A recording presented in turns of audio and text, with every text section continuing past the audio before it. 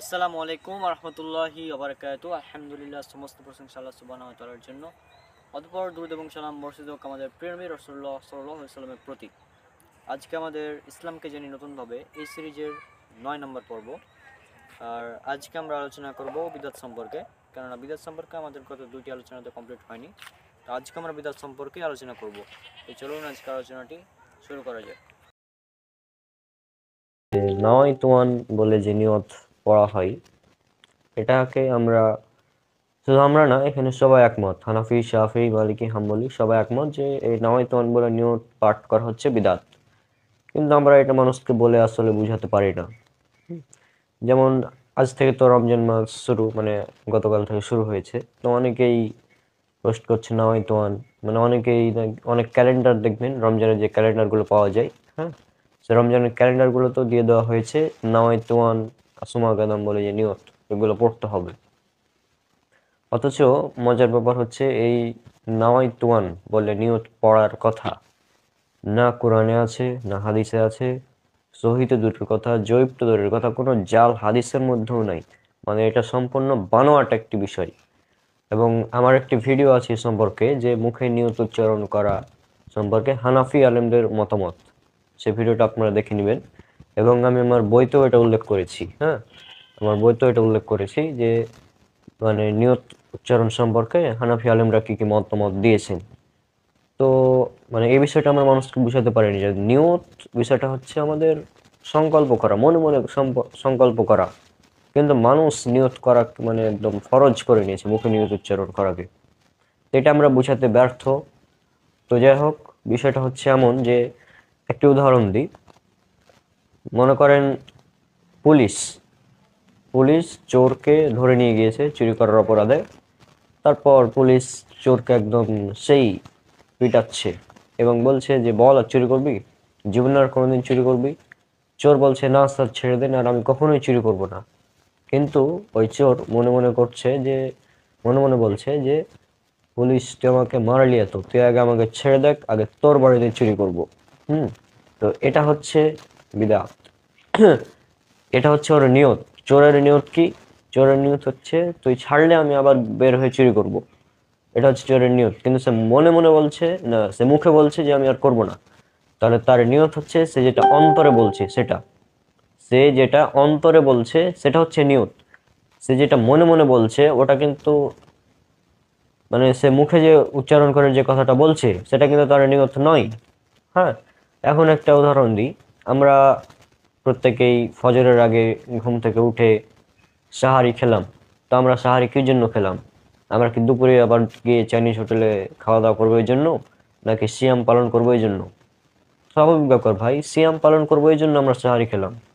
তো এখানে আবার নাওয়াই তুয়ান আসমা গাদাম বলে পড়তে হবে কেন? আর এই নাওয়াই তুয়ান আসমা গাদাম মানে আগামী কাল আমি সিয়াম রাখবো। আপনি ফজরের আগে বলছেন যে আমি আগামী কাল সিয়াম রাখবো, মানে আজকে সিয়াম আপনি রাখছেন না। তো এটা তো হাস্যকর হয়ে গেল পুরা, তাই না? নিয়ত সম্পর্কে হাদিস, তো প্রথম হাদিস যেটা সহিহ বুখারীতে এসেছে, মিসকাত 1 নম্বরে এসেছে যে, ইন্নামা আমালু বিন্নিয়াহ, প্রত্যেকটি আমল নিয়তের উপর নির্ভরশীল। কিন্তু মানে কি বলবো, নাওয়াইতুয়ান বলে যে নিয়ত মুখে পড়তে হবে, এটা কিন্তু বলা হয়নি। হ্যাঁ, একটা হচ্ছে নিয়ত পড়া, মুখে মানে উচ্চারণ করে পড়া, আর একটা নিয়ত করা। নিয়ত পড়া এবং নিয়ত করার মধ্যে অনেক পার্থক্য আছে। এই বিষয়টা বুঝতে হবে আমাদের। এই বিষয়টা যতদিন না বুঝতে পারবেন ততদিন মানে ক্লিয়ার হবেন না। নিয়ত পড়া বিদাত, নিয়ত করা ফরজ। একজন ব্যক্তি, সে ফজরের আগে ঘুম থেকে উঠে অজু করলো কিসের জন্য? সে এখন ফুটবল খেলতে যাবে এই জন্য অজু করলো, নাকি নামাজ পড়বে এই জন্য, সালাত আদায় করবে এই জন্য?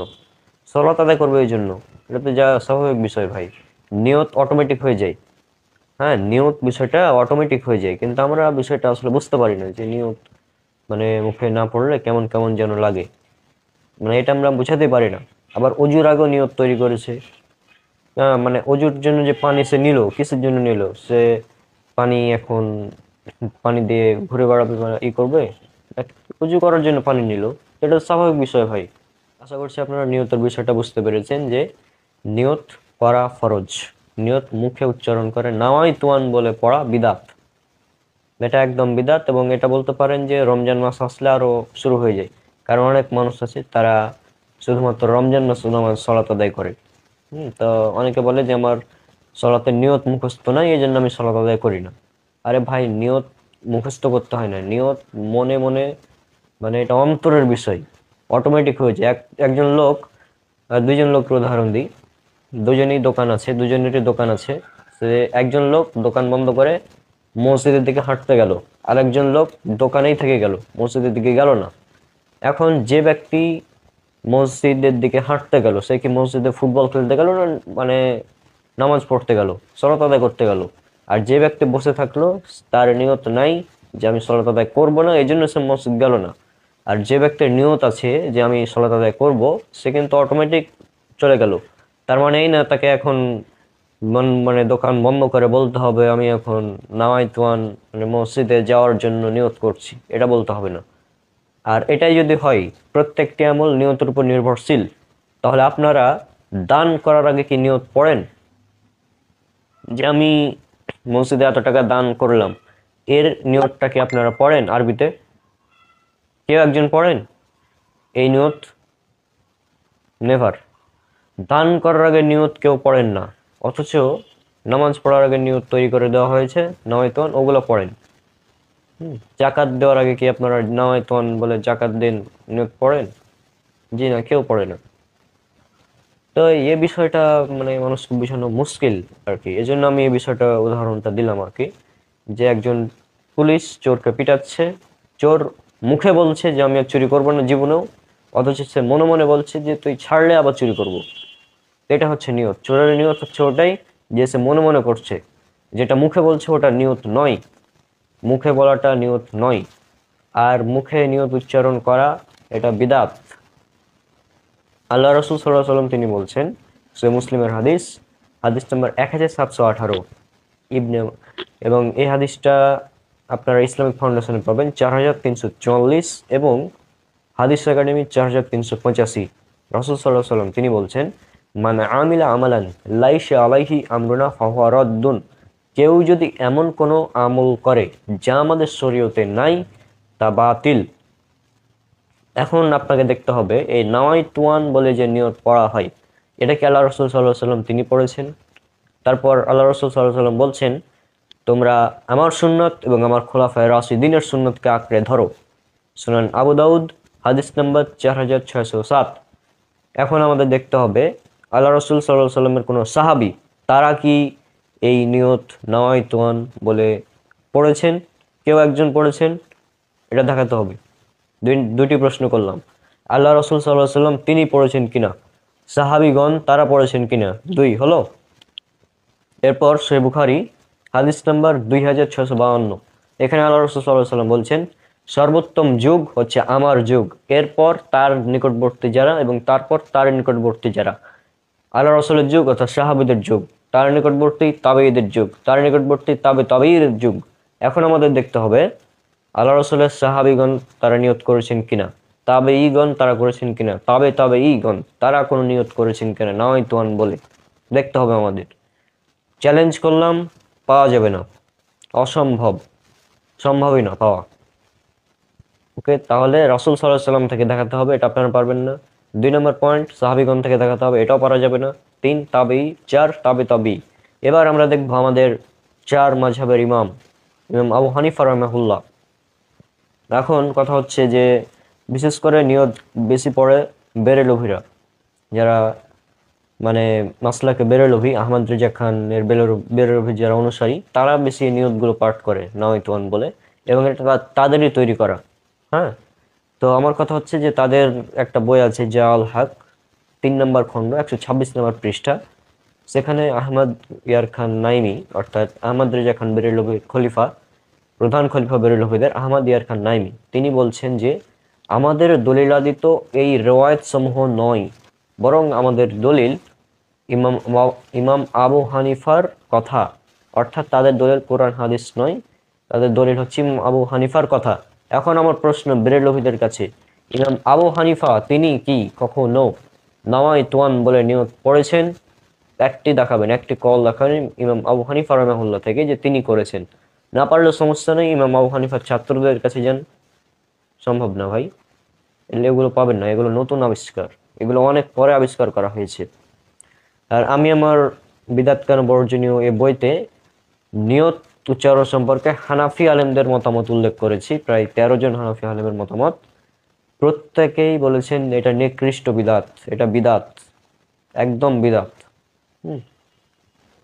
আব্দুল হাই লাখনবী আছেন, তারপর আরো অনেকেই আছেন। তারপর একটা তো উল্লেখ না করলেই না, সেটা হচ্ছে মাওলানা আশরাফ আলী থানভী, তিনিও বলে দিয়েছেন এটাকে বিদাত। আর আশরাফ আলী থানভী তো একদম দেওবন্দীদের মনে করেন যে বড় আল্লামা। যাই হোক, আমি আর কিছু বলছি না এই ব্যাপারে। তো আশা করছি আপনারা বিষয়টা বুঝতে পেরেছেন যে এই নিয়ত নাওয়াইতুয়ান বলে পড়া বিদাত এবং নিয়ত করা ফরজ। নিয়ত করা এবং নিয়ত পড়া এই দুটি শব্দের মধ্যে যদি পার্থক্য না বুঝতে পারেন তাহলে আপনি বিদাত জিনিসটা বুঝতে পারবেন না। হ্যাঁ, আর বিদাত কেন বর্জনীয় এই বইটা আপনারা সংগ্রহ করে নেবেন। এটা পাবলিশ হয়ে গিয়েছে মনে হয় আমাদের ভারতে, সুশিক্ষা পাবলিকেশন থেকে পাবলিশ হয়েছে বই। হ্যাঁ, আপনারা এটা বই সংগ্রহ করবেন ইনশাল্লাহ, সেখানে সেটা পড়লে আরো ডিটেলস জানতে পারবেন। আর আল্লাহ রাসূল সাল্লাল্লাহু আলাইহি সাল্লাম তিনি বলেছেন, এটা উল্লেখ করা আছে সুনানে নাসাই হাদিস নাম্বার 1578, 1581, কুল্লু বিদাতিন দলালা অকুল্লু দলালাতিন ফিন্নার। প্রত্যেক বিদাত গুমরাহি এবং প্রত্যেক গুমরাহির পরিণাম জাহান্নাম। আমাদের সমাজে প্রচলিত আছে যে মানুষ মুখে নিয়ত উচ্চারণ করে। অনেক মানুষ আছে যারা নামাজের পূর্বে নাওয়াইতুয়ান বলে নিয়ত উচ্চারণ করে। তো এই মুখে নিয়ত উচ্চারণ করা, এই ব্যাপারে হানাফি আলেমগণ কি বলেছেন, আজকে আমরা বিশিষ্ট কিছু হানাফি আলেমদের মতামত জেনে নিব। আমার কাছে আছে এই যে সহিহুল বুখারী প্রথম খণ্ড হাদিস পাবলিকেশনসের, এবং এখানে 512 নম্বর পৃষ্ঠায় উল্লেখ আছে, 732 নম্বর হাদিসের পর উল্লেখ করা আছে।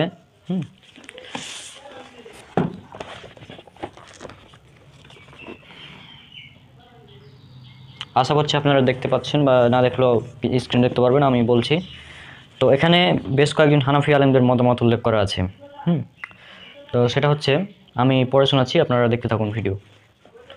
মুখে নিয়ত প্রসঙ্গে নবী সাল্লাল্লাহু আলাইহি সাল্লাম তাকবীর তাহরিমা আল্লাহু আকবার বলে 2 হাত উত্তোলন করে সালাত আরম্ভ করতেন। এর পূর্বে মুখে কোনো নিয়তনামা পাঠ করতেন না। নিম্নে এই বিষয়ে সংক্ষেপে আলোকপাত করা হলো।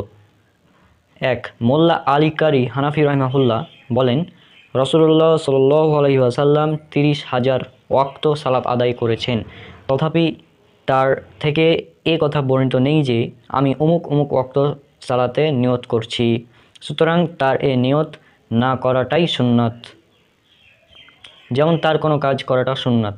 জেনে রাখুন, শব্দ উচ্চারণ করে নিয়ত করা জায়েজ নয়, কারণ এটি বিদাত। সুতরাং যে কাজ নবী সাল্লাল্লাহু আলাইহি ওয়াসাল্লাম করেনি তা যে করে সে বিদাতি। মিরাত 1/36 এবং 37। এরপর 2 নম্বর, আব্দুল হাই লখনবী হানাফি রাহিমাহুল্লাহ লিখেছেন, মুখে নিয়ত পাঠ করা বিদাত, সিরাতুল মুস্তাকিম।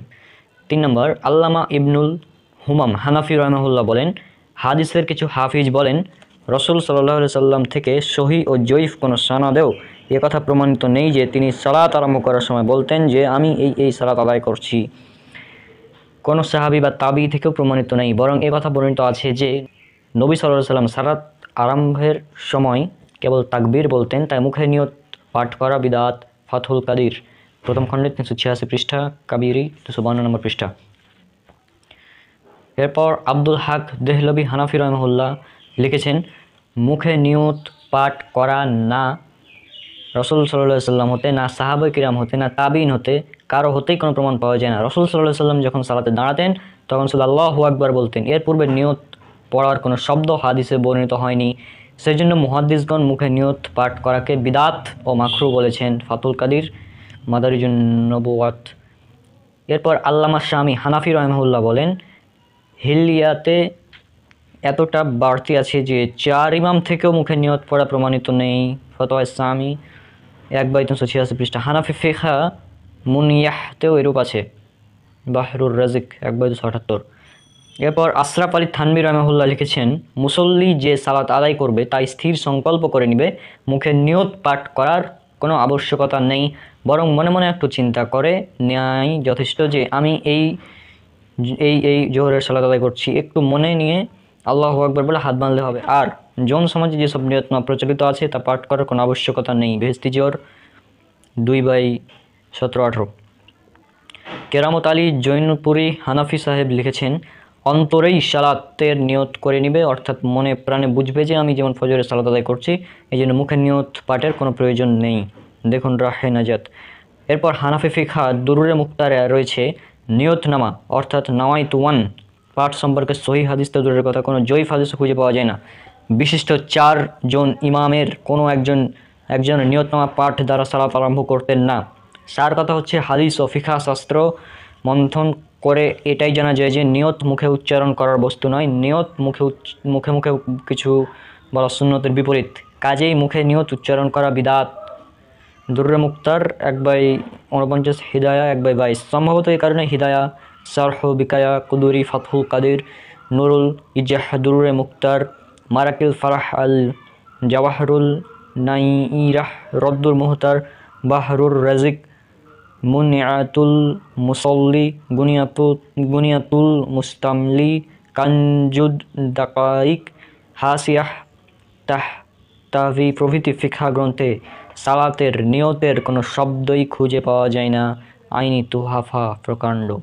তাহলে বুঝতে পারছেন যে এই যে মানুষ যে মুখে নিয়ত উচ্চারণ করে, এই নিয়ত পাঠ করাটা বিদাত। এটা হানাফি আলেমগণই বলেছেন, হানাফি আলেমরাই বলেছেন এটা বিদাত। আমরা তো পরে বললাম, হানাফি আলেমরাই বলে গেছেন যে মুখে নিয়ত উচ্চারণ করা বিদাত। সালাতের পূর্বে, অজুর পূর্বে, রোজার পূর্বে যে ধরনের যতগুলো নিয়ত আপনি মুখে নাওয়াই তুমান বলে যে পড়েন অথবা বাংলাতে পড়েন, আমি নিয়ত করছি মুখ সালাতের, বা অমুক অজুর করার জন্য আমি নিয়ত করছি ইত্যাদি, যে মুখে নিয়ত উচ্চারণ করেন, এই নিয়ত উচ্চারণ করাটাই হচ্ছে বিদাত। এটা হানাফি আলেমরাই বলেছেন, আমরা কিছু বলিনি এই ব্যাপারে। এরপর 513 পৃষ্ঠায় আরও কিছু উল্লেখ করা আছে, অর্থাৎ আরও কয়েকজন ইমামের মতামত উল্লেখ করা আছে, সেগুলো আমরা পড়ে শোনাচ্ছি। হাম্বলি ও মালিকি মাযহাবের ফাতোয়া। মালিকি মাযহাব অনুসারীগণের মতো মুখে নিয়ত উচ্চারণ করে এরূপ নিয়ত করা মাকরু, এবং হাম্বলিদের মতে বিদাত। মিরকাত 1/36। হাফিজ ইবনুল কাইয়িম রাহিমাহুল্লাহ বলেন, নিয়ত হচ্ছে সংকল্প করা, এর জায়গা মন ও হৃদয়, যার সাথে মুখের কোনো সম্পর্ক নেই। এর জন্য নবী সাল্লাল্লাহু আলাইহি সাল্লাম এবং তার কোনো সাহাবী থেকেও নিয়তের ব্যাপারে কোনো শব্দ খুঁজে পাওয়া যায় না। পাক হবার এবং সালাত শুরু করার সময় নিয়তের নামে যেসব শব্দ তৈরি করা হয়েছে তা হলো খুঁতখুঁতে লোকদের ধোঁকা দেওয়ার জন্য শয়তানের কুমন্ত্রণা। নবী সাল্লাল্লাহু আলাইহি সাল্লাম যখন সালাতে দাঁড়াতেন তখন বলতেন আল্লাহু আকবার, এর আগে কিছু বলতেন না, নিয়তের শব্দ উচ্চারণ করতেন না। এই কথাও বলতেন না যে অমুক সালাত পড়ছি কিবলার দিকে মুখ করে 4 রাকাত ইমাম হয়ে কিংবা মুক্তাদি হয়ে। এ কথাও না যে এটা আদায় করছি বা কাজা কিংবা ফার্জ সালাত পড়ছি সুতরাং 4 রাকাত ফার্জ সালাত পড়ছি সুতরাং এসব বিদাত। নবী সাল্লাল্লাহু আলাইহি ওয়াসাল্লাম থেকে বিশুদ্ধ সনদে কিংবা দুর্বল সনদ অথবা মুসনাদ ও মুরসাল সনদেও এরূপ নিয়তনামা কখনো বর্ণিত হয়নি। তার সাল্লাল্লাহু আলাইহি ওয়াসাল্লাম কোনো সাহাবী থেকেও এর কোনো প্রমাণ নেই, কোনো তাবেঈন এবং 4 ইমামও এরূপ নিয়তনামা পড়াতে পছন্দ করেননি। এরপর শায়েখ মোহাম্মদ বিন সলিহ আল উসাইমিন রাহিমাহুল্লাহ বলেন, নবী সাল্লাল্লাহু আলাইহি ওয়াসাল্লামের বাণী প্রত্যেক কাজ নিয়তের উপর নির্ভরশীল, প্রত্যেক ব্যক্তির জন্য তাই প্রাপ্য যা সে নিয়ত করবে। সহিহ বুখারী হাদিস নম্বর 1। নিয়ত আরবি শব্দ, এর অর্থ হচ্ছে ইচ্ছা বা সংকল্প। নিয়তের স্থান হচ্ছে অন্তর, যা মুখে উচ্চারণ করার কোনো প্রয়োজন নেই। আপনি যখন অজু করবেন তখন এটা একটা নিয়ত। একজন বিবেকবান সুস্থ মস্তিষ্ক বাধ্য করা হয়নি এমন কোনো কাজ করবে আর সেখানে তার কোনো নিয়ত বা ইচ্ছা থাকবে না, এটা সম্ভব নয়। এই জন্য কোনো বিদ্বান বলেছেন, নিয়ত ছাড়া কোনো আমল করা যদি আল্লাহ আমাদের উপর আবশ্যক করতেন তবে তা হতো সাধ্যাতীত কাজ চাপিয়ে দেওয়ার অন্তর্গত। তাছাড়া রাসূল সাল্লাল্লাহু আলাইহি ওয়াসাল্লাম থেকে ব্যাপারে কোনো দলিল প্রমাণিত নেই, না প্রমাণিত সাহাবীগণ থেকে যারা মুখে উচ্চারণ করে নিয়ত পাঠ করে। আপনি যাদের দেখবেন তারা হয় মূর্খ নতুবা কোনো আলিম বা মুরব্বির অন্ধ অনুসারী। মুখে নিয়ত পাঠকারীদের যুক্তি হচ্ছে অন্তরের ইচ্ছার সাথে মুখের কথা ও কাজের মিলের জন্য নিয়ত পাঠ করা উচিত, কিন্তু তাদের এই যুক্তি অসার। এ কাজ শরীয়ত সম্মত হলে রাসূল সাল্লাল্লাহু আলাইহি ওয়াসাল্লামের কথা বা কাজে উম্মতের সামনে তার বর্ণনা পাওয়া যেত। ফতোয়া আরকানুল ইসলাম প্রকাণ্ড পৃষ্ঠা 339 এবং 340। ইমাম ইবনু তাইমিয়া রাহিমাহুল্লাহ বলেন, শব্দ করে নিয়ত উচ্চারণ করা এবং পুনরাবৃত্তি করা নিকৃষ্ট বিদাত। মুসলিমগণের ঐক্যমত অনুযায়ী তা মুস্তাহাব নয়, কেননা নবী সাল্লাল্লাহু আলাইহি ওয়াসাল্লাম এবং তার খোলাফায়ে রাশিদা তা করেননি। তিনি আরও বলেন, সালাতে নিয়ত উচ্চারণ করা নিকৃষ্ট বিদাত, একে অবশ্যই উত্তম বিদাত বলা যায় না। এই কথার উপর সকল মুসলিমের ঐক্যমত প্রতিষ্ঠিত হয়েছে যে শব্দ করে নিয়ত উচ্চারণকে কেউই মুস্তাহাব কিংবা বিদাতে হাসানা বলেননি। তা সত্ত্বেও যদি একে উত্তম মনে করে তাহলে সে রাসূল সাল্লাল্লাহু আলাইহি ওয়াসাল্লামের সুন্নাত, 4 ইমাম ও অন্যান্য আলিমগণের বিরোধিতাই করলো। যে ব্যক্তি একে উত্তম বা মুস্তাহাব বলবে তাকে তওবা করার নির্দেশ দিতে হবে। যদি তওবা করে নেয় তাহলে ভালো, অন্যথায় তাকে উপযুক্ত শাস্তি দিতে হবে। মাজমুআহ ফাতোয়া শাইখুল ইসলাম ইবনে তাইমিয়া। আল্লামা ইবনে কুদামা রাহিমাহুল্লাহ বলেন, নিয়তের স্থান হচ্ছে অন্তর, কেননা নিয়ত অর্থই হলো ইচ্ছা ও সংকল্প, আর ইচ্ছা ও সংকল্পের স্থান হচ্ছে অন্তর। কাজেই যখনই কেউ অন্তর দ্বারা কোনো কিছুর ইচ্ছা বা সংকল্প করে তখন সেটাই তার জন্য যথেষ্ট হয়ে যায় এবং মৌখিক উচ্চারণের আর কোনো প্রয়োজন থাকে না। কিন্তু অন্তর দ্বারা ইচ্ছা পোষণ না করে মৌখিক উচ্চারণ করলে তা মোটেই যথেষ্ট হয় না। অন্তর দ্বারা যে বিষয়ে দৃঢ় সংকল্প করা হয়, মুখ যদি তার বিপরীত উচ্চারণ করে তবু ইবাদতের নিয়ত বিশুদ্ধতায় কোনোরূপ ব্যতিক্রম সৃষ্টি হয় না।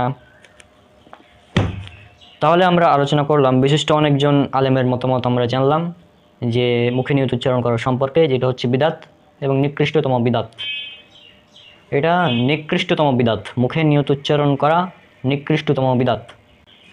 এখন এগুলো বিদাত, এগুলো হানাফি আলেমরা বলেছেন, সুতরাং আমাদের গালাগালি করে কোনো লাভ নেই।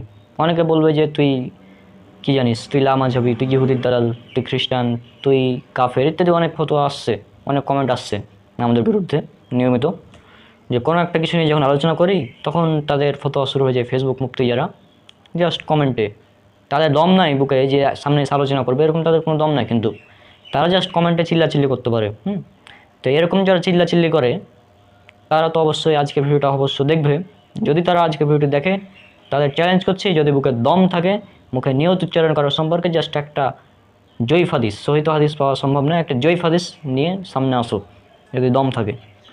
আর মুখে নিয়ত উচ্চারণ করা যে বিদাত, এটা হানাফি আলেমরাই বলেছেন। হানাফি আলেমরাই বলেছেন মুখে নিয়ত উচ্চারণ করা বিদাত। আমরা বললাম পরবর্তীতে এসে আমরা বলছি যে এটা বিদাত। আর বিদাত থেকে আমরা কেন সতর্ক করি? কারণ সুনান নাসাই হাদিস নাম্বার 1578 এবং 1581, কোনো প্রিন্টে রয়েছে 1581 এবং কোনো প্রিন্টে 1578। যেমন আল হাদিস অ্যান্ড্রয়েড অ্যাপ এখানে রয়েছে 1578 এবং বাংলা হাদিস অ্যান্ড্রয়েড অ্যাপ এখানে রয়েছে 1581 নম্বরে হাদিসটিতে রয়েছে যে কুল্লু বিদাতিন দলালা অকুল্লু দলালাতিন ফিন্নার, নিশ্চয় প্রত্যেক বিদাত হচ্ছে গুমরাহি আর প্রত্যেক গুমরাহির পরিণাম জাহান্নাম। আর মুখে নিয়ত উচ্চারণ করা বিদাত, এটা বলেছেন হানাফি আলেমরা। তারপরে অন্যান্য আলেম বলেছেন। হানাফি আলেমদের থেকে আমি দেখালাম যে হানাফি আলেমরাই বলেছেন মুখে নিয়ত উচ্চারণ করা বিদাত। এখন আপনি যদি নিজেকে হানাফি দাবি করেন আর মুখে নিয়ত উচ্চারণ করেন তাহলে আপনি হানাফি থাকতে পারছেন না, আপনি তাহলে অন্য কিছু, আপনি হানাফি হতে পারবেন না, অন্য কিছু হতে পারেন। যেহেতু এই মুখে নিয়ত উচ্চারণ করা রাসূল সাল্লাল্লাহু আলাইহি ওয়াসাল্লাম থেকে প্রমাণিত নয়, সাহাবীগণ থেকে প্রমাণিত নয়, তাবেঈনগণ থেকে প্রমাণিত নয়, ইমাম আবু হানিফা থেকে প্রমাণিত নয়, ইমাম মালিক থেকে প্রমাণিত নয়, ইমাম শাফিঈ থেকে প্রমাণিত নয়, ইমাম আহমদ বিন হাম্বল থেকে প্রমাণিত নয়, কোনো ইমাম, কোনো মুহাদ্দিস থেকে প্রমাণিত নয়, কোনো ইমাম, 4 মাযহাবের কোনো ইমামের থেকে প্রমাণিত নয়, বরং এটা হচ্ছে একটি নিকৃষ্টতম বিদাত যা বাংলাদেশ, ভারত এবং পাকিস্তানের কিছু ভণ্ড, মূর্খ, জাহেল ব্যক্তিরা তৈরি করেছে, নিজস্ব বিজনেসের জন্য তৈরি করেছে, যা কোনো কারণে মানুষকে গুমরাহ পথভ্রষ্ট করার জন্য তৈরি করেছে, মানুষকে বিদাতি করে জাহান্নামী করার জন্য এগুলো তৈরি করেছে তারা। কাজেই আশা করি আপনারা বুঝতে পেরেছেন। আজকে অনেকগুলো আলোচনা করলাম, আলোচনার মধ্যে আপনারা দেখতে পেলেন, আপনারা সবাই কিন্তু দেখছেন, হানাফি আলেমরাই বলছেন যে মুখে নিয়ত উচ্চারণ করা বিদাত। অন্যান্য তারপরে সালাফি আলেমদের কিছু কল দেখালাম শেষের দিকে। তো আগে যেগুলো হানাফি আলেম, প্রত্যেকে হানাফি আলেম দেখলেন, হানাফি আলেমরাই বলছেন যে মুখে নিয়ত উচ্চারণ করা বিদাত।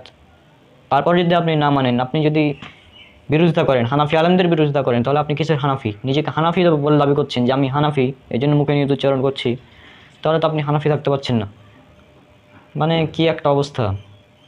অজু করার পূর্বে নামায় তোয়ান বলে অজুর নিয়ত করছে, নামাজ পড়ার পরে নামায় তোয়ান, প্রত্যেক সালাতের আলাদা আলাদা নিয়ত, ফজরের একটা, জোহরের একটা, আসরের একটা, মাগরিবের একটা, ইশার একটা, আবার সুন্নতের একটা, নফলের একটা, ফরজের একটা। মানে এত নিয়ত মুখস্থ করতে করতে তো মানুষের জীবন শেষ হয়ে যাবে। কাজে আজকার কথা না বাড়াই, মূল কথা সেটা হচ্ছে যে মুখে নিয়ত উচ্চারণ করা হচ্ছে বিদাত, নিকৃষ্ট বিদাত, আর বিদাতের পরিণাম হচ্ছে জাহান্নাম, যেটা আপনারা সবাই জানেন। সুনান নাসাই হাদিস নাম্বার 1578। তো আজকে এখানেই বিদায় নিচ্ছি, ইনশাআল্লাহ দেখা হবে পরবর্তী কোনো ভিডিওতে। আর হ্যাঁ, যেসব মূর্খ, জাহেল, অজ্ঞ, যারা না বুঝেছিল আমাদেরকে ইহুদির দালাল, খ্রিস্টানের দালাল, হ্যাঁ, তারপর বিভিন্নভাবে গালাগালি করে, কমেন্টে চিল্লাচিল্লি করে, তাদের যদি বুকে দম থাকে তাহলে জাস্ট একটা হাদিস নিয়ে আয়, যে প্রমাণ কর যে মুখে নিয়ত উচ্চারণ করা জায়েজ। তুমি ঈদে মিলাদুন নবীকে বা সম্মিলিত মোনাজাতকে বিদাত বলো, তাহলে তুমি যে ভিডিও বানাচ্ছ এটা তো বিদাত, কারণ মহানবী সাল্লাল্লাহু আলাইহি সাল্লামের জামানায় ফেসবুক বা মোবাইল বা ভিডিওর কোনো অপশনই ছিল না। এটা অনেকে প্রশ্ন করে থাকে আর কি। হ্যাঁ, আচ্ছা, বুঝেছি। আগে আগে স্ক্রিনে আমি একটা দেখাই, হ্যাঁ, তারপরে কথাটা বলছি আর কি। মানে এটা হাস্যকর প্রশ্ন, রেজাউল ভাই আপনি বুঝে নিয়েছেন নিশ্চয়। হ্যাঁ, যে ভিডিও বানাচ্ছে এটাও বিদাত। আচ্ছা, সম্মিলিত মোনাজাতের ব্যাপারে যেটা যদি বলি, তাহলে দেখুন, ইনি হচ্ছেন নাসির উদ্দিন চাঁদপুরি, তার লেখা বই হানাফি কেল্লা, দ্বিতীয় খণ্ড, পৃষ্ঠা নাম্বার ১৬৩। এখানে কি লিখেছে দেখুন। হ্যাঁ, এ কথা অবশ্যই স্মরণীয় যে ৫ ওয়াক্ত নামাজের পর প্রচলিত পদ্ধতিতে পাবন্দি সহকারে হাত তুলে দোয়া করার প্রমাণ কোনো হাদিসে নেই। তাই কেউ যদি পাবন্দি সহ করাকে বিদআত বলে তাহলে বোধহয় ভুল হবে না। ন্যায় স্পষ্ট বলছে। তারপর আরো উনি যুক্তি দিয়েছেন যে বিদআতটি হবে বিদআতে হাসানার মতো, মানে যেরকম মানে ইমামের পিছনে বড় জামাত সহকারে তারাবি করার মানে নির্দেশ দিয়েছিলেন উমর রাদিয়াল্লাহু তাআলা আনহু। তো তিনি এটা বুঝতে পারেননি যে সাহাবীরা যদি কোনো আমল করে, সাহাবীরা, সেটা কিন্তু বিদআত হবে না। কারণ কি আল্লাহ রাসূলের তো হাদিসে আছে স্পষ্ট যে তোমরা আমার সুন্নাত, আমার খোলাফায়ে রাশিদিনের সুন্নাত মেনে চলো। কিন্তু উনি এখানে যুক্তি দিয়ে বিদআতে হাসানা বলে ১ম এ কিন্তু তিনি বিদআত স্বীকার করে নিয়েছেন, তা আবার উল্টা করে। কিভাবে? যদি কেউ বিদআত বলে তাহলে বোধহয় ভুল হবে না। এটা হলো সম্মিলিত মোনাজাতের ব্যাপারে। এটা দেওবন্দীদের ফতোয়া। আর দেওবন্দীদের ফতোয়া আছে সম্মিলিত মোনাজাত করা বিদআত। যেমন এই আপনাদের এই হাটহাজারী মাদ্রাসা, ওখানে কিন্তু সম্মিলিত মোনাজাত করা হয় না। হ্যাঁ? যারা যারা হাটহাজারী মাদ্রাসায় পড়ে তাদেরকে জিজ্ঞাসা করে নিবেন যে আমি যদি ভুল বলে থাকি। আর ঈদে মিলাদুন নবী ব্যাপারে যদি বলতে হয়, তো এটা হচ্ছে জাওয়াল হক আহমদিয়ার খান্নাইনি বেরেলভিদের লেখা। কারণ ঈদে মিলাদুন নবীকে স্পষ্ট বিদআত বলে দেওবন্দীরা, কিন্তু পালন করে কারা? বেরেলভিরা পালন করে। তিনি ইমাম শাখাবি একটি কথা নকল করে বলছেন, ইমাম শাখাবি রাহিমাহুল্লাহ বলেন যে ৩ যুগের সাহাবী, তাবেঈ ও তাবেঈর যুগ, মানে ৩ যুগের মধ্যে কেউ মিলাদ শরীফ পালন করেননি, পরবর্তীতে চালু হয়েছে। এবং ঈদে মিলাদুন নবীর যদি ইতিহাস বলতে যাই, এটা বিস্তারিত বললে অনেক টাইম লাগবে। শুধু এতটুকু বলে রাখি যে এটা ৬০০ হিজরির পরে চালু হয়েছে, তার আগে ছিল না। এবং এটা একজন শিয়া শাসক তিনি স্যার, চালু করেছিলেন। হ্যাঁ, রনক ভাই, বলেন। এটা জাল হক, ২য় খণ্ড, ৩৩ নম্বর পেজ।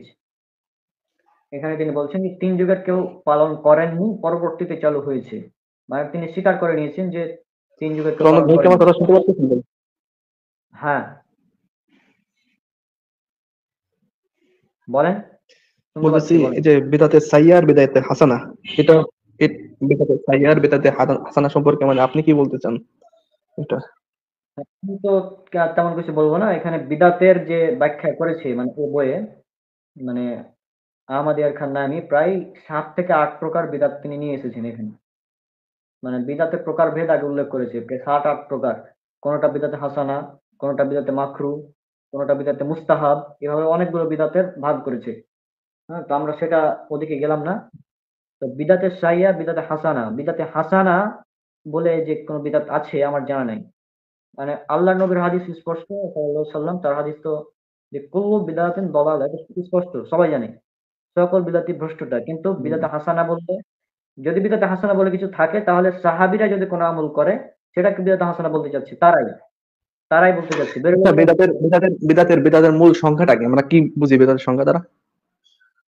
বিদআত বিদআত শব্দটা যদি আবিধানিক অর্থ বলতে যাই তো আমরা এটা তো হবেই নতুন আবিষ্কার। কিন্তু শরিয়তের ভাষায় এটা দ্বীনের মধ্যে নতুন আবিষ্কার। কিন্তু এটা তারা না বুঝে বলে যে যেই নতুন আবিষ্কার সেটাই বিদআত। মোবাইল চালানো বিদআত, ফেসবুক চালানো বিদআত। হ্যাঁ, এই যে আপনি ইউটিউব যে চালানো। সংখ্যাটা করলেন, জনক ভাই আমি বলি শুনেন, আপনি যে সংখ্যাটা করলেন যে দিনের মধ্যে কোনো কিছু বৃদ্ধি করা, এটা হলো বিদাত। যদি দিনের মধ্যে কোনো কিছু বৃদ্ধি করা হয় তাহলে এক্ষেত্রে আপনি বিদাতে হাসানা, সাইয়্যা, তারপর আরো যত যত প্রকার আছে এগুলো আপনি দাঁড় করাতে পারেন, স্বাভাবিক। কিন্তু সংখ্যাটা যদি এভাবে হয় যে আমলের মধ্যে কোনো কিছু নতুন কিছু সৃষ্টি করা বা বৃদ্ধি করা, এটাই হলো বিদাত, তাহলে বিদাতের কোনো প্রকারের প্রয়োজন নাই। আর আমি মনে করি এটাই যে বিদাতের কোনো শ্রেণী নাই। রাসূল সাল্লাল্লাহু আলাইহি ওয়াসাল্লাম আম ভাবে বলেছেন কুল্লু বিদআতিন দালালা। কুল্লু বলতে কেন? কারণ আমলের বাইরেই রাসূলুল্লাহ সাল্লাল্লাহু আলাইহি ওয়াসাল্লাম যে নিয়ম রীতিগুলো ফিট করে রাখছে এর বাইরে যেটাই যাবে আমলের বাইরে সেগুলোই বিদআত। রিজাল ভাই, ওই যে ওই হাদিসটা, মান আমিলা আমালান লাইসা আলাইহি আমরুনা ফাহুয়া হ্যাঁ রাদ্দুন, সহিহ মুসলিমের হাদিস, হ্যাঁ, সহিহ মুসলিম হ্যাঁ 1706 হ্যাঁ নম্বর হ্যাঁ হাদিস। এটা এখানে কি স্পষ্ট যে মানে যে ব্যক্তি এমন কোনো আমল করলো যা আমাদের দিনের মধ্যে নাই, তাই বিদআত। হ্যাঁ, এটা তো মানে সবার জানা। হ্যাঁ, সেটা তারপরে ওই পরিত্যাজ্য। হ্যাঁ হ্যাঁ দেওবন্দি যারা তারা ভাগ করে, দেওবন্দিরা তো স্পষ্ট বিদআত ঈদে মিলাদুন নবীকে বলে, এবং রেজাউল করিম আবরারের সাথে যে ডিবেটও হয়েছে স্বাভাবিক, এই যে একটা যুবসভায়। মাইক মাইক ফিট করা আছে, এটাকে আমলের একটা কমন সেন্স নিয়ে আসলে হুম, হ্যাঁ, এই যে যে প্রশ্নটা আমি আগেও কয়েকজনের কাছে এটা শুনছি যে আমি আগে কয়েকটা এসব শুনছি, ছোট করে শুনে মানুষ হচ্ছে এগুলা যে মোবাইল ফোন ব্যবহার করতেছি, তারপর আমি অন্য আওয়াজ যত বিষয় আছে, মাইক, মসজিদের মাইক গুলা, মসজিদের বিভিন্ন মডেল ডিজাইন, বিভিন্ন প্রশ্ন যে এগুলো তো বিদাত। বিদাত কেন হবে ভাই? মসজিদের এখানে আমলের মধ্যে কিছু বৃদ্ধি করতেছি, মসজিদের মাইক দিচ্ছি বা কিছু একটা আমলের মধ্যে আমি বৃদ্ধি করতেছি কোনো কিছু। সেটা তো আমরা তো কেউ মনে করি না যে মাইকে আজান দিলে 20টা নাকি হবে, সব না বেশি বেশি হবে, নাকি হ্যাঁ হবে, হ্যাঁ হ্যাঁ, সেটাই কম তো। নাকি হবে, এটা তো হ্যাঁ। হ্যাঁ হ্যাঁ তো এই যে এই ধরনের যতগুলো প্রশ্ন আছে, আমার যেটা বই, আমি 92 পৃষ্ঠার একটি বই লিখেছি, মানে লেখা আছে আর কি। তো সেখানে এই ধরনের যতগুলো প্রশ্ন আছে হ্যাঁ হ্যাঁ সবগুলো জবাব দেওয়া আছে সুন্দরভাবে, দলিল সহকারে, এবং তাদেরই বই থেকে খণ্ডন করা আছে। ঈদে মিলাদুন নবী বলেন, তাদের বই থেকে খণ্ডন করা আছে, তারা কি সংজ্ঞা দিয়েছে। হুম তো আল্লাহ হ্যাঁ রসুলের হ্যাঁ যেটা হাদিস, প্রথমে যেটা বললাম, যে কেউ এমন কোন আমল করে যা আমাদের দিনের মধ্যে নাই, বা আমাদের নির্দেশনা নাই কোন আমলের ব্যাপারে, সেটাই বিদআত।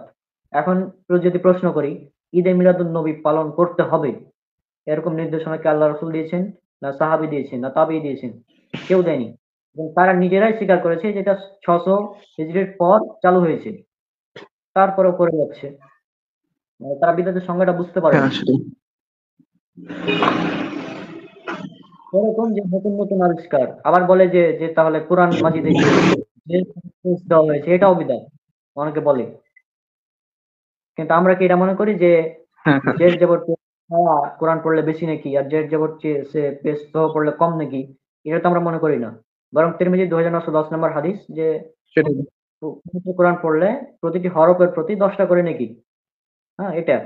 কিন্তু জের জবর লাগিয়ে পড়লে 20টা করে নেকি হবে, এটা তো আমরা মনে করি না। তো এটা কিভাবে আমলের মধ্যে হলো? হ্যাঁ, এটা এরা বুঝতে পারে না যে হ্যাঁ, সেটাই ইবাদতের তো। মধ্যে নতুন যতগুলো আমল সবকিছু বিদআত। আর দুনিয়াবি এটা তো ক্ষেত্রে হলে শুধুমাত্র হালাল পড়ার অথবা সুবিধার কথা হয়। দুনিয়াবি দুনিয়াবি আমলের ক্ষেত্রে হালাল হবে অথবা হারাম হবে। যেমন কেউ এখন যদি প্রশ্ন করে মদ খাওয়া সুন্নত নাকি বেদাত, তো এই প্রশ্নটা ভুল হবে না? তো ঠিক সেরকমই বিষয়গুলো এরকম, মানে বিদাতের সংজ্ঞা না জানলে যা হয়। আর সহিহ মুসলিমের একটা হাদিসও আছে, ইসলামিক ফাউন্ডেশন নাম্বার 5915 এবং 5916, যে আল্লাহ রসুল বলছেন যে আমি দিনের ব্যাপারে যখন তোমাদের কোনো আদেশ দেই তখন তোমরা সেটা পালন করো, আর দুনিয়াবি ব্যাপারে, তোমাদের দুনিয়ার ব্যাপারে তোমরা ভালো জানো। মানে দুনিয়াবি ব্যাপারে আল্লাহ রসুল বলে দিচ্ছেন যে তোমাদের দুনিয়ার ব্যাপারে তোমরাই বেশি জানো। তো এই হাদিস থেকে ইমাম মুসলিম যে অনুচ্ছেদ নিয়ে এসেছেন যে হ্যাঁ, যে দিনের ব্যাপারে আল্লাহ রসুল যে আদেশ দিয়েছেন সেগুলো পালন করা ওয়াজিব, এবং তিনি যেগুলো আদেশ দেননি দুনিয়ার ব্যাপারে আমরা এই করতে পারি, সমস্যা নেই। তো এই যে mobile, mike, TV, AC, fan, নতুন নতুন যেগুলো আবিষ্কার, বা যেগুলো ইবাদতের সাহায্যে, মানে ইবাদতের জন্য ব্যবহার করা হয়, একটা হচ্ছে ইবাদতের জন্য, আর একটা হচ্ছে ইবাদতের মধ্যে। এই দুটি শব্দের পার্থক্য যতদিন না বুঝতে পারবে ততদিন ওই ব্যক্তিকে বিদআত বোঝানো যাবে না। ইবাদতের জন্য, ইবাদতের জন্য আমরা মসজিদ তৈরি করি, টাইলস, মসজিদে টাইলস দেওয়া হয়। আল্লাহ নবী সাল্লাল্লাহু আলাইহি সাল্লামের যুগে তো টাইলস ছিল না, তখন বলবে এটাও বিদআত। কিন্তু এটা ইবাদতের মধ্যে করা হচ্ছে না, তো এটা তো দুনিয়ার বিষয়। কেউ তো এটা মনে করে না যে টাইলস আলা, মানে যে মসজিদে টাইলস আছে ওখানে নামাজ পড়লে বেশি নাকি, আর যে মসজিদে টাইলস নাই ওই মসজিদে নামাজ পড়লে কম নাকি, এটা তো কেউ মনে করে না। কিন্তু ঈদে মিলাদুন নবী পালন করলে নেকি হবে, এটা তারা মনে করে, এই জন্য এগুলো বিদআত। হ্যাঁ, তো এগুলো তাদেরকে বোঝানো মুশকিল। এই জন্য আমার যেগুলো ভিডিও দেখবেন সেখানে একদম কমেন্ট, যদি কমেন্ট গুলো দেখেন যে তুই মোবাইল ব্যবহার করছিস এটাও বিদাত, ফেসবুকে ভিডিও আপলোড দিয়েছিস এটাও বিদাত, এভাবে অনেক কমেন্ট, মানে বিদাতের সঙ্গে বুঝে না। আর গালি তো আছেই, গালি দেওয়া তো মানে এগুলো তো নিত্যদিনের ব্যাপার, এমন কোনো দিন নাই যে আমাকে গালি দেয় না, প্রায় প্রতিদিনই। সম্মিলিত মোনাজাতের ব্যাপারে যে কথাটা বলছেন, এক হুজুর বলছে যে করা যাবে আর এক হুজুর বলছে এটা বিদাত। এখন কার কথাটা সঠিক এটা আমাদের যাচাই করতে হবে। নাম্বার 1 পয়েন্ট, আল্লাহ সুবহানাহু ওয়া তাআলা বলেছেন পবিত্র কোরআনে, এটা উল্লেখ করা হয়েছে সূরা নিসা সূরা নম্বর 4 আয়াত নম্বর 103। আল্লাহ সুবহানাহু ওয়া তাআলা বলেছেন, অতঃপর যখন সলাৎ শেষ হয় তখন তোমরা দাঁড়ানো, বসা অথবা শোয়া অবস্থায় আল্লাহকে স্মরণ করো। আল্লাহকে স্মরণ করো বলতে এখানে যে আরবি শব্দ ব্যবহার করে সেটা জিক্র, অর্থাৎ জিকির করতে বলা হয়েছে। আর আমরা দেখতে পাই রাসূল সাল্লাল্লাহু আলাইহি সাল্লাম যখন সালাম ফিরাতেন, সহিহ মুসলিমের হাদিস নাম্বার 1221, হাদিস একাডেমি, এখানে বলা হয়েছে যে আল্লাহ রসুল সাল্লাল্লাহু আলাইহি সাল্লাম যখন সালাম ফিরাতেন তখন তিনি 3বার বলতেন আস্তাগফিরুল্লাহ এবং একবার বলতেন আল্লাহুম্মা আনতাস সালাম ওয়া মিনকাস সালাম তাবারাকতা ইয়া জাল জালালি ওয়াল ইকরাম। আর এছাড়াও বুলগুল মারাম হাদিস নাম্বার 326, এখানে উল্লেখ করা আছে রাসূল সাল্লাল্লাহু আলাইহি সাল্লাম বলেছেন, যে ব্যক্তি সালাম ফিরানোর পর, ফরজ সালাতের সালাম ফিরানোর পর একবার আয়াতুল কুরসি পাঠ করবে, তার জন্য জান্নাত প্রবেশের ক্ষেত্রে মৃত্যু ব্যতীত আর অন্য কোনো কিছু বাধা হয়ে থাকে না। অর্থাৎ আমরা 2টা পয়েন্ট দেখলাম যে সালাম ফেরানোর পর একটা হচ্ছে 3বার আস্তাগফিরুল্লাহ, তারপর একটা দোয়া, তারপর আয়াতুল কুরসি।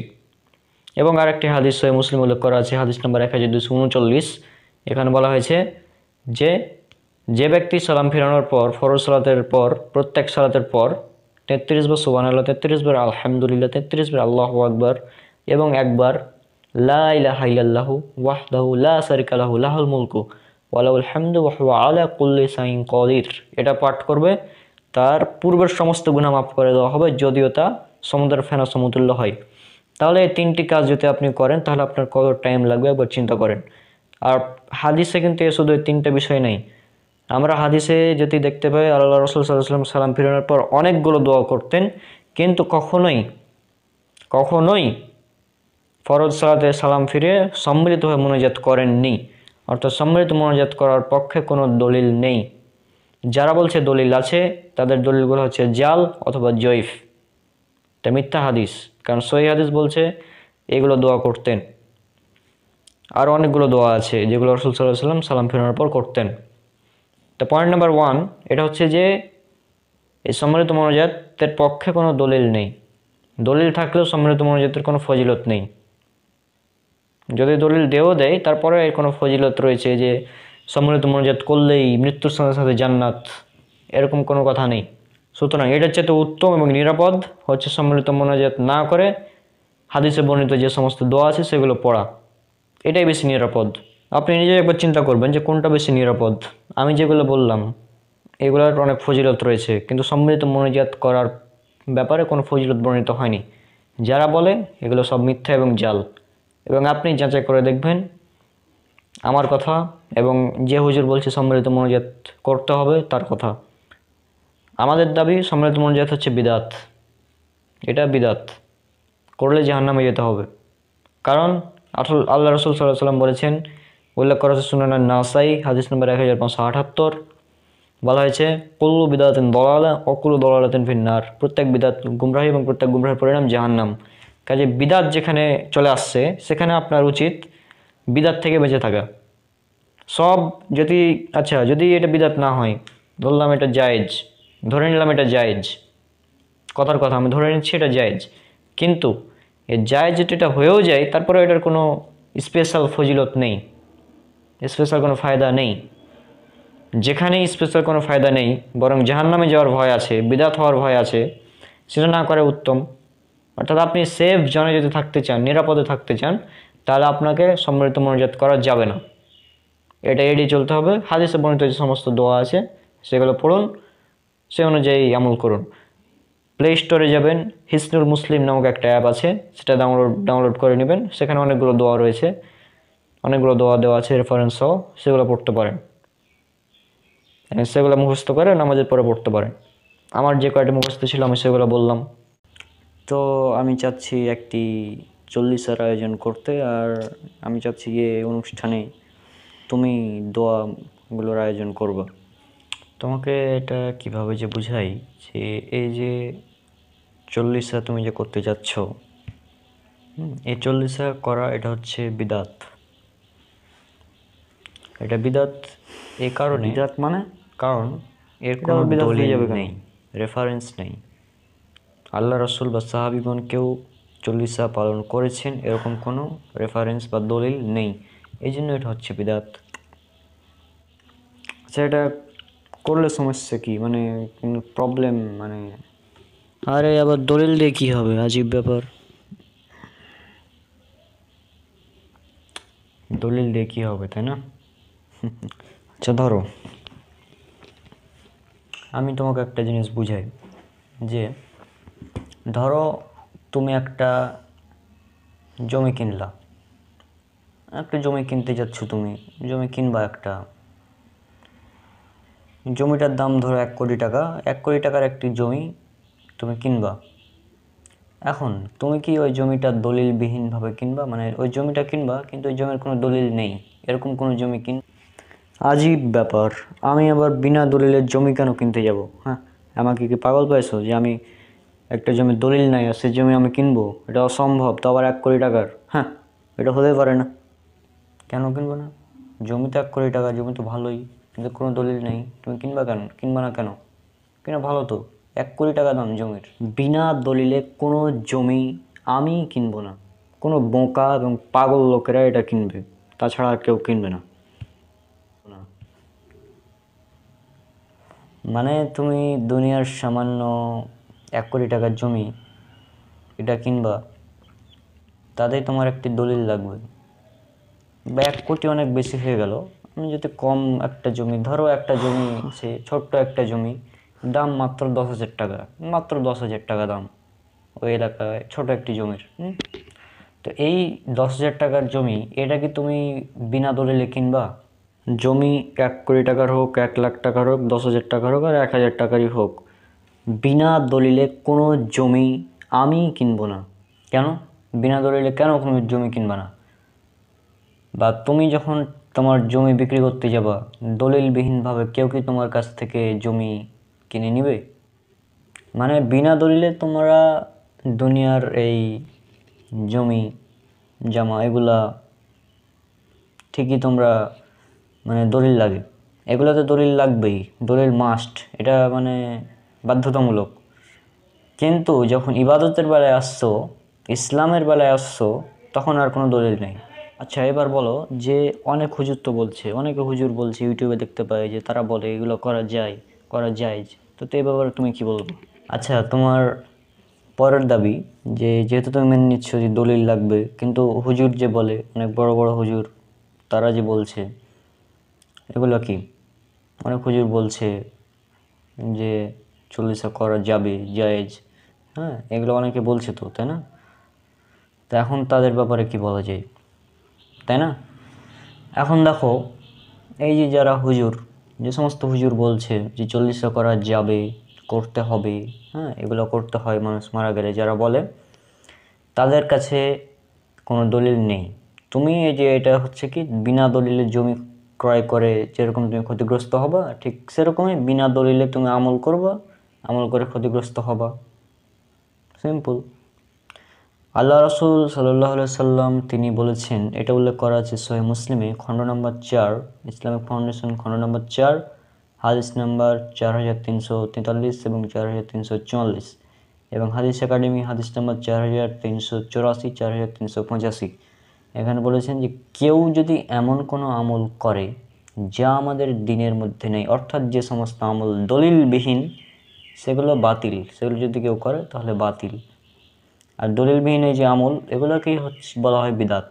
যত বড় হুজুরই করুক, হোক সে পৃথিবীর সবচেয়ে বড় হুজুর, সবচেয়ে বড় আলেম, হোক সে পৃথিবীর সবচেয়ে বড় আলেম, তার কথাই যদি কোরআন এবং সহিহ হাদিসের দলিল না থাকে তাহলে তার কথা গ্রহণযোগ্য নয়। এটা হচ্ছে মূল উসুল, মূল নীতি। আমাদের মূল নীতি হচ্ছে এটাই, পৃথিবীর যত বড়ই হুজুর হোক, যত বড়ই মানুষ হোক, হোক সে পৃথিবীর সবচেয়ে বড় আলেম, তার কথার পিছনে অবশ্যই দলিল থাকা লাগবে। সে যখন কোনো কথা বলবে যে আল্লাহ বলেছেন, এটা উল্লেখ করা আছে কোরআনের এত নম্বর সূরার এত নম্বর আয়াতে, আল্লাহ রাসূল সাল্লাল্লাহু আলাইহি সাল্লাম বলেছেন, এটা উল্লেখ করা আছে অমুক হাদিস গ্রন্থের এত নম্বর হাদিসে, এভাবে তাকে বলতে হবে। অর্থাৎ তাকে মূল দলিলটা দিতে হবে। যদি সে দলিল না দেয় এবং তার কথা যদি ভুল হয়, তার কথার যদি কোনো দলিল না থাকে, তাহলে তার কথা বাতিল। হোক সে পৃথিবীর সবচেয়ে বড় আলেম, সবচেয়ে বড় বক্তা, তার কথা বাতিল যদি তার কথায় কোনো দলিল না থাকে। আমাদের প্রথমে দলিল তালাশ করতে হবে। কোনো একজন ব্যক্তি একটি কথা বলল, আমরা যাচাই করব যে তার কথার কোনো দলিল আছে কি না। যদি দলিল পাই তাহলে মেনে নেব, আর যদি আমরা দলিল না পাই তাহলে তার কথাটা একদম ছুঁড়ে ফেলে দেব। এটা হচ্ছে মেন কথা। আল্লাহ রাসূল সাল্লাল্লাহু আলাইহি সাল্লাম বলেছেন, এটা উল্লেখ করা আছে সহিহ বুখারীতে, কিতাবুল ইলম, হাদিস নাম্বার 105 থেকে 110, যে ব্যক্তি আমার নামে মিথ্যা কথা বলল তার থাকার জায়গায় জাহান্নাম। এখন কোনো হুজুর যদি বলে যে আল্লাহ রাসূলের নামে যদি মিথ্যা কথা বলে যে তিনি এরকম মিলাদ পালন করেছেন বা এরকম 40 3 দিনে এগুলো করেছেন, তাহলে এটা হচ্ছে কি, তা সে যদি এটা আল্লাহ রাসূলের নাম নিয়ে বলে তাহলে তার থাকার জায়গায় জাহান্নাম। সে যত বড়ই হুজুর হোক, তার থাকার জায়গা জাহান্নাম। আল্লাহ বলেছেন পবিত্র কোরআনে, এটা উল্লেখ করা আছে সূরা হুজুরাত সূরা নম্বর 49 আয়াত নাম্বার 6, যে যদি কোনো ফাসিক ব্যক্তি তোমাদের নিকট কোনো খবর নিয়ে আসে তাহলে তোমরা সেইটাকে যাচাই করে নাও। অর্থাৎ আল্লাহ সুবহানাহু ওয়া তাআলা বলছেন, যদি কেউ আমাদের নিকট কোনো তথ্য নিয়ে এলো, আমাদের নিকট তথ্য নিয়ে এলো, এখন আমাদের সেটাকে কী করতে হবে, যাচাই করতে হবে আসলে এই দলিলটা আছে কিনা। এই যে অমুক ব্যক্তি এই কথাটা বলল, এই কথাটার দলিল আছে কিনা কোরআন এবং হাদিসে, এটা আমাদের যাচাই করতে হবে। আর কোনো একজন হুজুর একটা কথা বলল, সে কথা আমি শুনলাম এবং মানুষকে বলে বেড়ালাম, এটা হচ্ছে মিথ্যাবাদীদের লক্ষণ। আল্লাহ রাসূল সাল্লাল্লাহু আলাইহি সাল্লাম বলেছেন, এটা উল্লেখ করা আছে সুনান আবু দাউদে, হাদিস নাম্বার 4992। এখানে উল্লেখ করা আছে, কোনো ব্যক্তি মিথ্যাবাদী হওয়ার জন্য এতটুকুই যথেষ্ট যে সে যা শোনে তার যাচাই বাছাই ছাড়াই বলে বেড়ায়। সুতরাং আমাদের কোনো কথা বলার আগে যাচাই বাছাই করতে হবে এবং আমাদের অবশ্যই দলিলের অনুসরণ করতে হবে। দলিল অর্থাৎ পবিত্র কোরআন এবং সহিহ হাদিস। আশা করি তুমি বিষয়টা বুঝতে পেরেছো যে আমাদের অবশ্যই দলিলের অনুসরণ করতে হবে। আর যেহেতু এই 40 করার কোনো দলিল নেই, 40 করা ব্যাপারে কোনো কথা নেই, 40 মিলাদ মাহফিল, তারপর এগুলো 3 দিনা 40 ইত্যাদি যেগুলো করা হয় মৃত ব্যক্তিকে কেন্দ্র করে, তারপর কবরের সামনে গিয়ে সম্মিলিতভাবে মোনাজাত করা, এগুলোর কোনো দলিল নেই। নামাজের পর সম্মিলিত মোনাজাত, এগুলোর কোনো দলিল নেই। এগুলো করলে বিদআত হবে, পাপ হবে। দলিলবিহীন আমল করা, দলিলবিহীন জমি ক্রয় করে তুমি যেরকম দুনিয়াতে ক্ষতিগ্রস্ত হবা, ঠিক সেরকমই দলিলবিহীন আমল করে পরকালে ক্ষতিগ্রস্ত হবা। ওয়েট, তাই না? এবার বলো যে এই 3 দিনা 40 মৃত্যুবার্ষিকী, তারপরে সম্মিলিত মোনাজাত করা যাবে না, এই কথাটা কোন হাদিসে লেখা আছে এটা বলো। আচ্ছা, সুন্দর প্রশ্ন। এবার তুমি বলছো যে এগুলো করা যাবে না, অর্থাৎ 40 করা যাবে না, 3 দিনা করা যাবে না, মানে করতে হবে এরকম কোনো কথা নেই। এখন করা যাবে না এটা কোথায় আছে, তাই না? এগুলো যে করা যাবে না এটা আবার কোথায় আছে, এটা তোমার প্রশ্ন, তাই তো? এখন আমি যদি বলি যে পুরা গ্রাম অর্থাৎ আমাদের গ্রাম নসিপুর পুরোটাই আমার, নসিপুরে যত জমি আছে সবগুলোই আমার, এটাকে তুমি মেনে নিবা? না। কেন মানবা না? পুরো নসিপুর আবার তোমার কেন হতে যাবে, আমি কেন মানতে যাবো? এটা আজীব ব্যাপার, পাগল নাকি? দলিল ছাড়া তোমার কথা কেন মানবো? হ্যাঁ, দলিল নেই এই জন্য তুমি মানছো না, তাই না? আমি বললাম পুরো নসিপুর আমার, কিন্তু এর কোনো দলিল নেই, এই জন্য তুমি মানবে না, কেউ মানবে না। কিন্তু আমি বলছি পুরো নসিপুর আমার, পুরো নসিপুরই আমার। এখন এর যেহেতু দলিল নেই, এখন তুমি দেখাও পুরো নসিপুর আমার নয়, এটা কোথায় লেখা আছে? এটা কোন দলিল লেখা আছে এই যে পুরো নসিপুর রণকের নয়? ওটা আমাকে দেখাও। এটার যে উত্তর এবং এটার যে উত্তর তুমি দিবা, সেই উত্তর একই, সেম উত্তর হচ্ছে যেটা তুমি প্রশ্ন করেছো তার। অর্থাৎ 40 মৃত্যুবার্ষিকী, নামাজের পর সম্মিলিত মুনাজাত এগুলো কেন করা যাবে না? কারণ এগুলোর কোনো দলিল নেই। আর এগুলো যে নাই, এটা তো আর যেটা নেই সেটার আবার দলিল কেমনে হয়? যেটা আছে সেটার দলিল লাগবে। তুমি যদি দাবি করো যে নামাজের পর সম্মিলিত মুনাজাত আছে, তাহলে এর পক্ষে তোমাকে দলিল দিতে হবে যে আল্লাহ রাসূল করেছেন, হাদিস নাম্বার এত। আচ্ছা, বুঝলাম। তাহলে আমাদের দলিল মেনে চলতে হবে, যেটা দলিল নাই ওটা করা যাবে না। বুঝেছি, ধন্যবাদ তোমাকে। একটা খুবই শিক্ষণীয় বিষয় তুমি বুঝেছো, তুমি খুব ভালোভাবে বুঝতে পেরেছো। আলহামদুলিল্লাহ, আমি অনেক খুশি। এবং আমরা আশা করি যে আমাদের যারা দর্শক রয়েছেন তারা এই বিষয়টা উপলব্ধি করবেন যে আমাদের সবসময় দলিলের অনুসরণ করতে হবে, পবিত্র কোরআন এবং সহিহ হাদিস, এটার উপরেই আমাদের থাকতে হবে। এর বাইরে আমাদের যাওয়া যাবে না, এর বাইরে গেলেই বিপদ। আশা করি আপনারা বুঝতে পেরেছেন। আর হ্যাঁ, আমাদের অবশ্যই দলিল মেনে চলতে হবে। বিনা দলিলে যেমন আপনি জমি কিনবেন না, জমি বিক্রি করতে পারবেন না, দলিল অবশ্যই লাগবে। আপনার দুনিয়ার একটি জমির জন্য, সামান্য কিছু জমির জন্য দলিল প্রয়োজন। আর আপনি আল্লাহর নামে কথা বলবেন, রাসূলের নামে কথা বলবেন, ইসলামের কথা বলবেন, আপনি জান্নাতে যেতে চান, অথচ এর দলিল লাগবে না? এটা তো অসম্ভব ব্যাপার, তাই না? আমাদের দলিল মেনে চলতে হবে। দলিল হচ্ছে পবিত্র কোরআন এবং সহিহ হাদিস। রনক, হ্যাঁ, আগামীকাল দাদার মৃত্যুবার্ষিকী পালন হবে জানিস? আরে ইফতারের পর বিরিয়ানির ব্যবস্থা আছে। আহা, কতদিন পর আবার বিরিয়ানি খাবো, বুঝতে পারিস তুই এগুলা? এই যে এই মৃত্যুবার্ষিকী, তারপর এই যে 40, তারপর এই যে 3 দিনা সহ এই যতগুলো দিবস, তারপরে যে ইফতারিকে সামনে রেখে সম্মিলিতভাবে মোনাজাত করা, 5 ওয়াক্ত নামাজের পর সম্মিলিতভাবে মোনাজাত করা, এগুলো সবই হচ্ছে বেদাত। ওই কি বললি তো, এটা বিদাত মানে? আচ্ছা তুই বল, কোরআন হাদিসে কোন জায়গায় বলা আছে যে এগুলো বিদাত? বেদাত হলো সেই কাজ, যে কাজগুলো আল্লাহ রাসূল সাল্লাল্লাহু আলাইহি ওয়াসাল্লাম করেননি বা করতে আদেশ দেননি, সেই কাজগুলো হচ্ছে বেদাত। তো মৃত্যুবার্ষিকী পালন করতে কে নিষেধ করেছে? আরে যেই কাজ, যেই জিনিস সেই সময় ছিল না, সেগুলোর নিষেধ আবার কেমনে করবে, তাই না? তো মৃত্যুবার্ষিকী থেকে আমরা কি খারাপ কিছু করতেছি নাকি? আমরা তো ভালো কাজ করতেছি, মানুষকে খাওয়াচ্ছি। আর হাদিসে আছে মানুষকে খাওয়ানো ভালো কাজ। আর তুই বলছিস সম্মিলিত মোনাজাতের কথা। মোনাজাত করে তো আমরা খারাপ কোনো কাজ করতেছি না, আমরা তো ভালো কাজই করতেছি। মানে তোদের কি আর বলবো, মানে মানুষের ইবাদতকে তোরা মানে যত পারিস বিদাত বিদাত বলে মানুষকে ইবাদত থেকে দূরে নিয়ে যাও, তাই তো? তোদের কাজই তো এটা। আচ্ছা, এবার বলো, নামাজের মধ্যে আমরা সিজদা দিই না? তো এই সিজদা দেওয়াটা কি? ফরজ। তো আমি যদি সিজদা দিতে হয় কয়টা? 2টা। তো আমি যদি এখন থেকে এই ধরো 20টা, 10টা, 15টা, 15-20টা করে সিজদা দেবো, তাহলে কোনো সমস্যা আছে? তুই পাগল? এক রাকাতে 2টার বেশি সিজদা দেওয়া যায় না, আমি যদি 20টা সিজদা দিই তাহলে আমি বেশি সওয়াব পাবো। তো বেশি সওয়াবের আশা আমি 20টা সিজদা দিতেই পারি, কোনো সমস্যা? ওরে পাগল, এক রাকাতে 2টার বেশি সিজদা দিলে তো তোর নামাজই হবে না।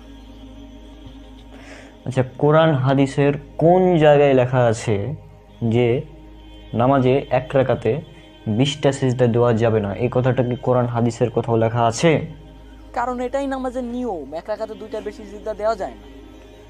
তো এই নামাজের যে নিয়ম, নামাজের নিয়ম বুঝলাম, বুঝেছি এটা নামাজের নিয়ম, 2টা সিজদা দিতে হয়, কিন্তু আসলে নিষেধ তো নয়। আমি 2টা দিলে, ধরো যে আমি যদি 1টা সিজদা দিই তাহলে 10 নেকি পাবো, 2টা সিজদা দিলে আমি 20 নেকি পাবো, ঠিক আছে?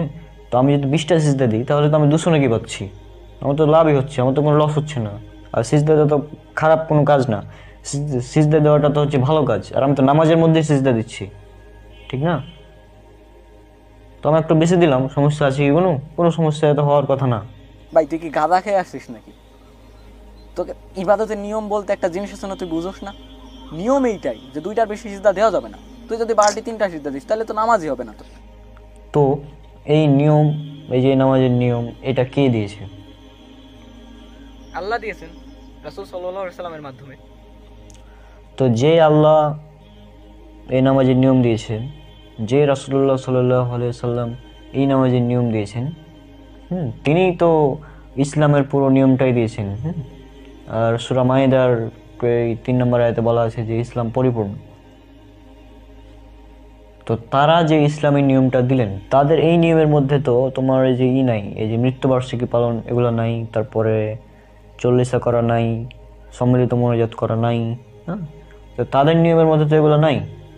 তো তারপরে তোমরা কেন করছো যে ইসলামের মধ্যে নাই, যেগুলোর ব্যাপারে আল্লাহ রাসূল সাল্লাল্লাহু আলাইহি সাল্লামের কোনো নির্দেশনা নাই, সেই কাজগুলো যতই দেখতে ভালো লাগুক, যতই সুন্দর লাগুক, সেই কাজগুলোর নাম হচ্ছে বেদাত। আশা করি তুমি এই বেদাতের ব্যাপারে মানে বুঝেছো এবার।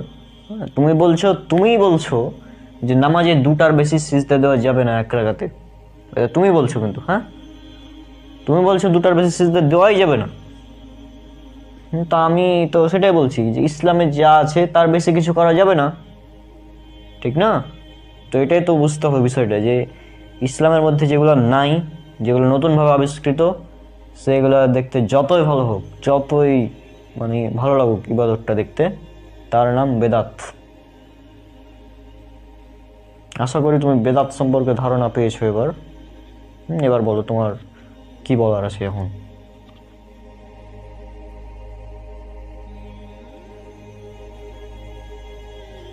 আচ্ছা বুঝলাম, তাহলে তো রসুল সাল্লাল্লাহু আলাইহি সাল্লামের সময় মসজিদের ফ্যান, লাইট, মাইক এগুলো কিছুই ছিল না, মোবাইল ছিল না, ইউটিউব ছিল না, তাহলে সবগুলোই তো বিদাত। আরে না, এই দুনিয়াবি কোনো বিষয় এগুলো বিদাত হবে না। বিদাত হচ্ছে দ্বীনের মধ্যে নতুন কিছু আবিষ্কার করা, ইবাদতের মধ্যে নতুন আবিষ্কার, সেটা হচ্ছে বিদাত। ধুরু, কে বললো তোকে এটা? রাসূল সাল্লাল্লাহু আলাইহি সাল্লাম বলেছেন, এটা উল্লেখ করা আছে সহিহ মুসলিম, ইসলামিক ফাউন্ডেশন থেকে ছাপানো সহিহ মুসলিম, খণ্ড নাম্বার 5, হাদিস নাম্বার 5915 এবং 5916। এখানে বলা হচ্ছে রাসূল সাল্লাল্লাহু আলাইহি সাল্লাম বলেছেন যে দ্বীনের ব্যাপারে যখন আমি কোনো আদেশ দেই তখন তোমরা সেটা পালন করবে, আর দুনিয়াবি কোনো বিষয় যখন আমি নিজের মত অনুসারে বলবো তখন তো কেবল আমি একজন মানুষ মাত্র। আর 5916 নম্বর হাদিস, সেখানে বলা হচ্ছে তোমাদের দুনিয়ার ব্যাপারে তোমরাই অধিক অবগত। এছাড়াও রাসূল সাল্লাল্লাহু আলাইহি সাল্লাম বলেছেন, এটা উল্লেখ করা আছে সহিহ বুখারীতে হাদিস নাম্বার 2697 এবং ইবনে মাজাহ হাদিস নাম্বার 14। এখানে বলা হচ্ছে রাসূল সাল্লাল্লাহু আলাইহি সাল্লাম বলেছেন যে আমাদের দ্বীনের নেই এমন কোনো কিছুর আবিষ্কার যদি কেউ করে তাহলে সেটা প্রত্যাখ্যাত। এছাড়াও এরকমই আরও একটি হাদিস উল্লেখ করা আছে সহিহ মুসলিমে, খণ্ড নম্বর 4, হাদিস নাম্বার 4344। সেখানেও বলা হচ্ছে যে কেউ যদি এমন আমল করে যা আমাদের শরীয়তে নাই তাহলে সেটা বাতিল। এছাড়াও আরও একটি হাদিস, এটা উল্লেখ করা আছে সুনান আবু দাউদে, হাদিস নাম্বার 4607। সেখানে বলা হচ্ছে রাসূল সাল্লাল্লাহু আলাইহি সাল্লাম বলেছেন যে অচিরেই তোমরা অনেক মতভেদ দেখতে পাবে, তখন তোমরা আমার সুন্নাত এবং আমার খুলাফায়ে রাশিদিনের সুন্নাতকে আঁকড়ে ধরবে। আর সাবধান প্রত্যেক নব আবিষ্কৃত দ্বীনের মধ্যে নতুন আবিষ্কৃত বিদাত সম্পর্কে, কেননা প্রতিটি বিদাতই হচ্ছে ভ্রষ্টতা। তাহলে এই হাদিসগুলো থেকে এটা স্পষ্ট যে বিদাত হচ্ছে দ্বীনের মধ্যে নতুন কিছু আবিষ্কার করা, দুনিয়াবি আবিষ্কার, এগুলো বিদাত নয়, এগুলো করার অনুমতি আছে। আর বিদাত থেকে আমাদের বেঁচে থাকতে হবে, কেননা রাসূল সাল্লাল্লাহু আলাইহি সাল্লাম বলেছেন, এটা উল্লেখ করা আছে সহিহ মুসলিমে হাদিস নাম্বার 472, কিয়ামতের দিন রাসূল সাল্লাল্লাহু আলাইহি সাল্লাম যখন হাউজে কাউসারে থাকবেন তখন তার কিছু উম্মতকে সেখান থেকে ফিরিয়ে দেওয়া হবে, কারণ তারা বিদাত করেছিল।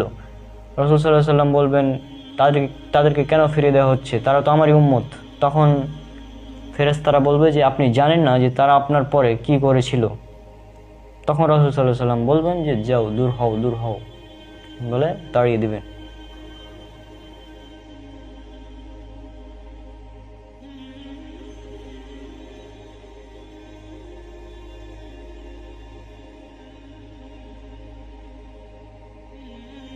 তো আপনারা তো আলোচনা শুনলেন। হ্যাঁ, তো বিদাত সম্পর্কে আমাদের আলোচনা আসলে বলে শেষ করা সম্ভব না, কারণ সমাজে প্রচলিত অনেকগুলো বিদাত রয়েছে ভাই, কত আলোচনা করব। এই জন্য তো আমি একটা বই লিখেছি, এখানে সাধারণ একটা ধারণা পেয়ে যাবেন বিদাত সম্পর্কে। সেটা আমার বই, আপনারা জানেন বিদাত কেন বর্জনীয়, বইটা আছে, আপনার স্ক্রিনে দেখতে পাচ্ছেন এই বইটি। তো এই বইটি আপনারা কিনে নেবেন, সংগ্রহ করে নেবেন। বাংলাদেশে এখন অ্যাভেলেবল না, তবে ভারতে এটা অ্যাভেলেবল, ভারতে পেয়ে নেবেন। আর বাংলাদেশে আমি দেখি আমার যখন সামর্থ্য হবে তখন ইনশাআল্লাহ বাংলাদেশ থেকে এই বইটি প্রচার করা হবে। তো আপাতত এটা ইন্ডিয়াতেই থাকবে। আর আপনারা এই বইটি পড়ুন, তাহলে ইনশাআল্লাহ বিদাত সম্পর্কে বিস্তারিত একটি ধারণা পেয়ে যাবেন। তো বিদাত সম্পর্কে আলোচনা করে আসলে আলোচনা শেষ করা সম্ভব না। তারপরেও আমি এই 3টি এপিসোডের মাধ্যমে চেষ্টা করলাম মোটামুটি বিদাত সম্পর্কে ধারণা দেওয়ার। পরবর্তীতে যদি আরও প্রয়োজন হয় ইনশাআল্লাহ আরও আমরা দিব, সমস্যা নেই, কারণ এই সিরিজ তো আনলিমিটেড, চলতে থাকবে। হ্যাঁ, তো আজকে বিদায় নিচ্ছি, ইনশাআল্লাহ দেখা হবে পরবর্তী এপিসোডে। সবাই আমার জন্য অনেক অনেক দোয়া করবেন, আর প্রত্যেকেই এই সিরিজের নিচে কমেন্ট করবেন যে এই সিরিজটা আপনাদের কেমন লাগছে। আসসালামু আলাইকুম রহমতুল্লাহি ওয়া বারাকাতুহু।